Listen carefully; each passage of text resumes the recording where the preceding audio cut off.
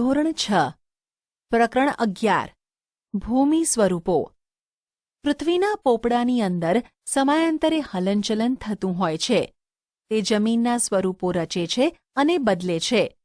આવો અનુભવ પણ આપણને ભૂકંપના આંચકાઓ દ્વારા તો ક્યાંક જ્વાળામુખી કે સુનામી જેવી ઘટનાઓ દ્વારા થાય છે. આ હલનચલનથી ક્યાંક પર્વત, ઉચ્ચ પ્રદેશ અને ફાટ ખીણની રચના થાય છે. તે ઉપરાંત નદી, હિમનદી, પવન, સમુદ્રના મોજા જોવા કુદરતી બળોના લીધે ધોવાણ અને નિક્ષેપણ ક્રિયા દ્વારા કાંપના મેદાનો, ખીણો અને કોતરોની રચના થાય છે. પૃથ્વી સપાટીનો અમુક ભાગ ચોક્કસ ઊંચાઈ, ઢોળાવ અને આકાર પ્રાપ્ત કરે ત્યારે તેને ભૂમિ સ્વરૂપ કહેવામાં આવે છે. ભૂમિ સ્વરૂપના મુખ્ય પ્રકાર. પ્રદેશની ઊંચાઈ પ્રમાણે જમીન ભાગોને પર્વત, ઉચ્ચ પ્રદેશ, મેદાન વગેરે નામથી ઓળખવામાં આવે છે. 1. પર્વત, માઉન્ટેન. સમુદ્ર સપાટીથી લગભગ 900 મીટરથી વધુ ઊંચાઈ ધરાવતા તેમજ ઓછા કે તીવ્ર ઢોળાવ અને સાંકડા શિખરો ધરાવતા વિસ્તારને પર્વત કહે છે. પૃથ્વીના પેટાળમાં ભૂકંપ અને જ્વાળામુખી જેવા કુદરતી ભૌતિક બળોની ક્રિયા, પ્રતિક્રિયા અને આંતરક્રિયાથી પર્વતો બને છે. પર્વતોના ઉદ્ભવ અને વિકાસમાં એકથી વધુ ક્રિયાઓ અને બળોની અસર જોવા મળે છે. તેથી પર્વતો તેના વિવિધ પાસાઓના સંદર્ભમાં એકબીજાથી અલગ જોવા મળે છે. પૃથ્વી સપાટીના આશરે 26% વિસ્તારમાં પર્વતો આવેલા છે. પર્વતોનું વર્ગીકરણ. નિર્માણ ક્રિયાના આધારે પર્વતોને 4 વિભાગમાં વહેંચવામાં આવે છે. 1. ગેડ પર્વત. 2. ખંડ પર્વત. 3. જ્વાળામુખી પર્વત. 4. અવશિષ્ટ પર્વત. 1. ગેડ પર્વત, ફોલ્ડ માઉન્ટેન. મોટે ભાગે સમુદ્ર તળિયાના પ્રદેશો કે જળાશયોના તળિયે એકત્ર થયેલા નિક્ષેપમાં બંને બાજુએથી દબાણ આવતા કરચલીઓ કે ગેડ પડે છે. તેના ઉર્ધ્વ વળાંકને આપણે શિખર તરીકે અને અધો વળાંકને ખીણ કે તળેટી સ્વરૂપે જોઈ શકાય છે. એશિયામાં હિમાલય, યુરોપમાં આલ્પ્સ, ઉત્તર અમેરિકામાં રોકીઝ અને દક્ષિણ અમેરિકામાં એન્ડીઝ દુનિયાના મુખ્ય ગેડ પર્વત છે. 2. ખંડ પર્વત, બ્લોક માઉન્ટેન. ભૂગર્ભિક બળોને લીધે 2 ભૂમિ સ્તરો પર ખેંચાણ બળ લાગે છે ત્યારે તેમાં તિરાડ કે ફાટ પડે છે. આથી આજુબાજુનો ભાગ બેસી જાય, વચ્ચેનો ભાગ સ્થિર રહે તો તે ખંડ પર્વત અને નીચે બેસી જતા ભાગમાં ફાટ ખીણ રચાય છે. જર્મનીનો હોર્સ્ટ પર્વત તેનું શ્રેષ્ઠ ઉદાહરણ હોવાથી આવા પર્વતને હોર્સ્ટ પર્વત પણ કહેવામાં આવે છે. ભારતમાં આવેલા નીલગિરી, સાતપુડા, વિંધ્યાચલ પર્વત ખંડ પર્વતના ઉદાહરણો છે. 3. જ્વાળામુખી પર્વત, વોલ્કેનિક માઉન્ટેન. જ્વાળામુખી ફાટતા પ્રસ્ફોટનથી બહાર ફેંકાતા પદાર્થો શંકુ આકારે જમા થતાં તે જ્વાળામુખી પર્વત બને છે. ઇટાલીનો વિસુવિયસ, ઇક્વિડોરનો કોટોપ્સી, જાપાનનો ફ્યુજીયામા અને ભારતનો બેરન, અંદમાન, પાવાગઢ અને ગિરનાર જ્વાળામુખી પર્વતના ઉદાહરણો છે. 4. અવશિષ્ટ પર્વત, રેસિડ્યુઅલ માઉન્ટેન. ઘસારાના કુદરતી બળો સામે ટકી રહેતા શેષ ભાગોમાંથી અવશિષ્ટ પર્વત બને છે. હજારો વર્ષથી પોચા ખડકો ઘસાઈને વહી જાય છે તથા નક્કર ખડકમાંથી બનેલ ભૂમિ ભાગ ઊંચા ભૂમિખંડ તરીકે ટકી રહે છે. તેને જ અવશિષ્ટ પર્વત કહે છે. ભારતમાં અરવલ્લી, નીલગિરી, પારસનાથ, રાજમહલ તથા પૂર્વ ઘાટ અવશિષ્ટ પર્વતના ઉદાહરણો છે. પર્વતોનું મહત્વ. પર્વતો દેશ કે પ્રદેશની સીમા સરહદ અને કુદરતી દિવાલ સમાન છે અને ઠંડા પવનથી રક્ષણ કરે છે. તો ભેજવાળા પવનો રોકીને વધારે વરસાદ આપે છે. પર્વતો નદીઓના ઉદ્ગમ સ્થાન છે. તેમાંથી નીકળતી નદીઓ દ્વારા ફળદ્રુપ મેદાનોનું નિર્માણ થાય છે. વધુ વરસાદવાળા ઊંચા હિમછાદિત પ્રદેશમાંથી બારેમાસ વહેતી નદીઓ જળ ભંડારનું કામ કરે છે. જળ વિદ્યુત ઉત્પન્ન કરવા માટે તે જરૂરી છે. ઉપરાંત પર્વતો જંગલ સંપત્તિ, ખનિજ સંપત્તિ અને પ્રાણી સંપત્તિના ભંડાર છે. પ્રવાસન ઉદ્યોગ, ચલચિત્ર ઉદ્યોગ તથા પર્વતારોહકો માટે પર્વતો આશીર્વાદરૂપ છે. વિશ્વની કુલ વસ્તીના 10મા ભાગની વસ્તી માટે રહેઠાણનું સ્થાન છે. તેનું શ્રેષ્ઠ ઉદાહરણ છે મેક્સિકો અને બગોટા. ઉચ્ચ પ્રદેશ, પ્લાટુ. સમુદ્ર સપાટીથી આશરે 180 મીટરથી વધુ ઊંચાઈ ધરાવતા તથા ટોચ ઉપરથી પ્રમાણમાં પહોળા અને સપાટ ભૂમિ ભાગને ઉચ્ચ પ્રદેશ કહેવામાં આવે છે. પૃથ્વી સપાટીનો 18% ભાગ ઉચ્ચ પ્રદેશો રોકે છે. ઉચ્ચ પ્રદેશોનું વર્ગીકરણ. ભૌગોલિક સ્થાન અને સંરચનાના આધારે ઉચ્ચ પ્રદેશોને 3 ભાગમાં વહેંચી શકાય છે. 1. આંતરપર્વતીય ઉચ્ચ પ્રદેશ. 2. પર્વત પ્રાંતીય ઉચ્ચ પ્રદેશ. 3. ખંડીય ઉચ્ચ પ્રદેશ. 1. આંતરપર્વતીય ઉચ્ચ પ્રદેશ, ઇન્ટરમોન્ટેન પ્લેટો. ચારે બાજુથી ઊંચી પર્વતમાળાઓથી પૂર્ણ રીતે કે આંશિક રીતે ઘેરાયેલ ભૂમિ ભાગને આંતરપર્વતીય ઉચ્ચ પ્રદેશ કહેવામાં આવે છે.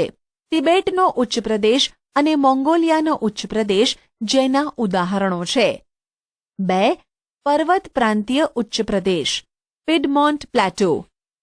પર્વતોની તળેટીમાં એક તરફ સીધો ઢોળાવ ધરાવતા પ્રદેશને પર્વત પ્રાંતીય ઉચ્ચ પ્રદેશ કહેવામાં આવે છે.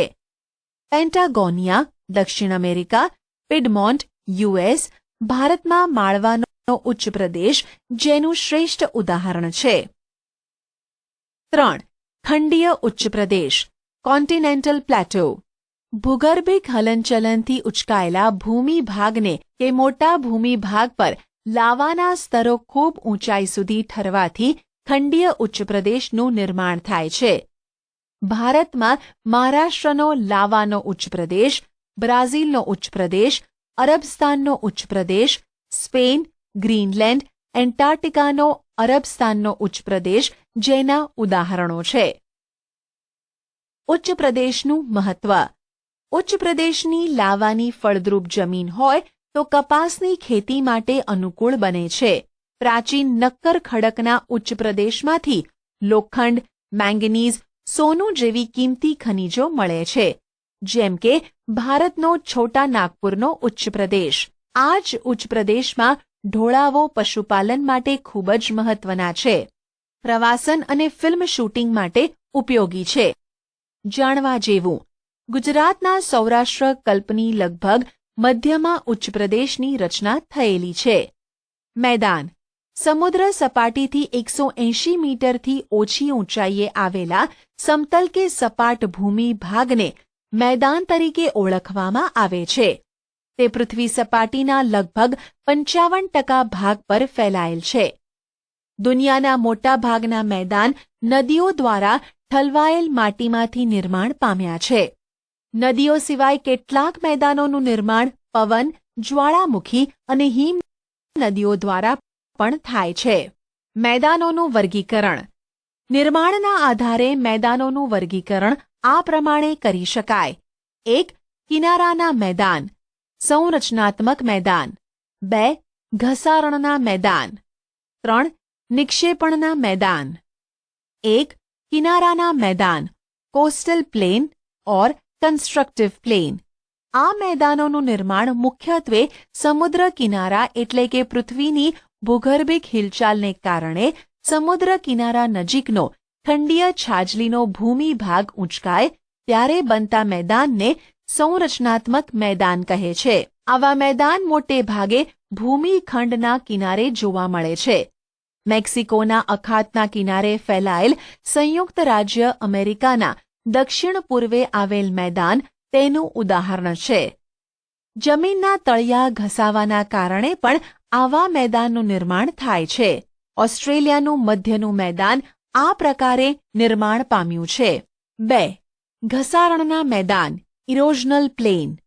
પૃથ્વીની સપાટી પર સતત ઘસારણની પ્રક્રિયા ચાલતી રહે છે, જેનાથી લાંબે ગાળે પર્વતો તથા ઉચ્ચ પ્રદેશો નદી, પવન અને હિમનદી જેવા પરિબળો દ્વારા ઘસાઈને મેદાન બને છે. આવા મેદાન સંપૂર્ણપણે સપાટ બનતા નથી. નક્કર ખડકોની ટેકરીઓ વચ્ચે વચ્ચે જોવા મળે છે. ઉત્તર કેનેડા અને પશ્ચિમ સાઇબિરિયાના મેદાન ઘસારણથી નિર્માણ પામ્યા છે. ઘસારણ દ્વારા બનેલ મેદાનોને પેની પ્લેન પણ કહે છે. 3. નિક્ષેપણના મેદાન ડિપોઝિશનલ પ્લેન. નદી, હિમનદી, પવન વગેરે પરિબળો દ્વારા પથરાયેલ કાંપના નિક્ષેપણથી સરોવર કે સમુદ્ર જેવા કોતરો ભરાવાથી આવા મેદાનનું નિર્માણ થાય છે. તેથી તેને નદીકૃત કે કાંપના મેદાન પણ કહેવામાં આવે છે. ભારતમાં ગંગા યમુનાના મેદાન, ઉત્તર ચીનમાં હવાંગહોનું મેદાન, ઇટાલીમાં હો નદી દ્વારા બનેલ લોમ્બાર્ડીનું મેદાન કાંપના મેદાનના વિશિષ્ટ દ્રષ્ટાંત છે. જ્યારે મેદાનોનું નિર્માણ સરોવરમાં કાંપના નિક્ષેપણથી થાય છે ત્યારે તેને સરોવરના મેદાન કહે છે. કાશ્મીરની ખીણો ભારતમાં સરોવરના મેદાનનું ઉદાહરણ છે. મેદાનોનું મહત્વ. માનવ વસાહતો અને વ્યાપાર વાણિજ્યના સ્થાનો ફળદ્રુપ મેદાનોમાં સ્થપાય છે. સપાટ મેદાન સડક માર્ગ અને રેલ માર્ગ માટે ઉપયોગી પુરવાર થયા છે. ગીચ વસ્તી ધરાવતા શહેરો મેદાનોમાં આવેલા છે. ફળદ્રુપ જમીન ખેત ઉત્પાદન માટે વધુ ઉપયોગી છે. ખેત પેદાશો ઉદ્યોગો માટે કાચો માલ પૂરો પાડે છે. ઉપસાગર. 2. સામાન્ય રીતે મહાસાગરના જળભાગનો આંશિક ભાગ એટલે ઉપસાગર, જે જમીન ફરતે ખુલ્લા વિશાળ સરોવર જેવો આકાર ધારણ કરે છે. ઉપસાગરો વિશાળ અને નાના કદના હોઈ શકે છે. ભારતમાં બંગાળનો ઉપસાગર તેનું શ્રેષ્ઠ ઉદાહરણ છે. અખાત, ગલ્ફ.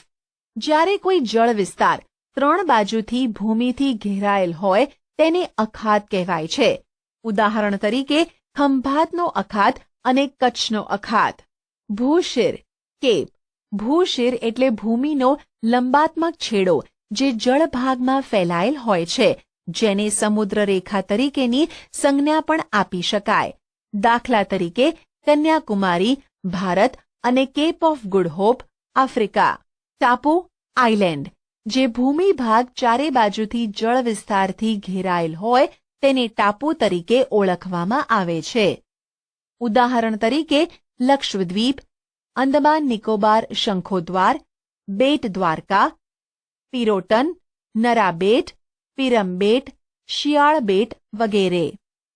ખીણ, વેલી. પર્વતોની હારમાળા વચ્ચે આવેલો નીચાણવાળો ભાગ. ગેડ પર્વતો અને ખંડ પર્વતોના નિર્માણ વખતે તથા નદી, હિમનદીના ઘસારણ કાર્યના પરિણામે ખીણોની રચના થાય છે. દાખલા તરીકે કાશ્મીર ખીણ. સામુદ્ર ધુની, સ્ટ્રેટ. 2 જળ વિસ્તારોને જોડતી સાંકડી જળપટ્ટીને સામુદ્ર ધુની કહે છે. ઉદાહરણ પાલ્કની સામુદ્ર ધુની ભારત અને શ્રીલંકા વચ્ચે. સંયોગી ભૂમિ, ઇસ્થમસ. 2 જળ વિસ્તારોને અલગ કરતી સાંકડી ભૂમિ પટ્ટીને સંયોગી ભૂમિ કહે છે. ઉદાહરણ પનામા ઉત્તર અને દક્ષિણ અમેરિકા ખંડ વચ્ચે. આશા છે કે તમને આ ઈ લર્નિંગ મોડ્યુલમાં મજા આવી હશે. આભાર.